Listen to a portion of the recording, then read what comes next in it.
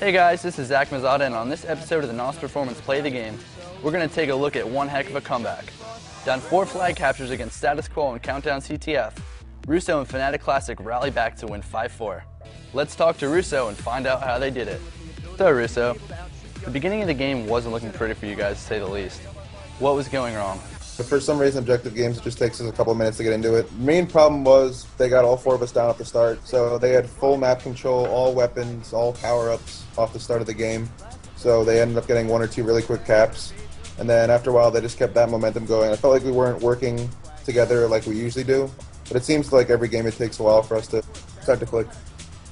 So here you are using a very unconventional flag route that ended up working out in your favor. What was going through your head?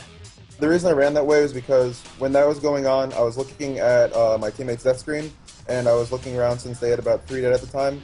So I was trying to find a way to run where they wouldn't see me, and I decided to actually hold the flag the entire time, not like flag run it so that way they wouldn't find the indicator. And then I just ended up running a normal route after dropping S3, just ran into my window and capped it. Right after you got the first cap, you guys were able to score again. How'd you do it? I know Straight Stick got a really good spawn on our radio, and he was able to stop at least 2 people, while Chig actually ran, I believe, big door or up the vent. I wasn't 100% sure, but we ran it in pretty quick. After Straight Stick killed someone outside, we all just fell back into our window. At that time, we were getting top control and just trying to make sure they don't run into the flag because they only needed 1 more. You came up so clutch here. You dive bombed off the street to save the flag and then eventually scored it.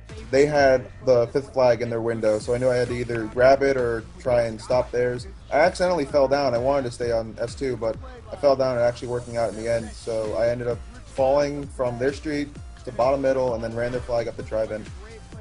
At that point, every team was starting to play passive. I think they got a little worried that they were up 4-0 and that we had just come back with 3 flag caps.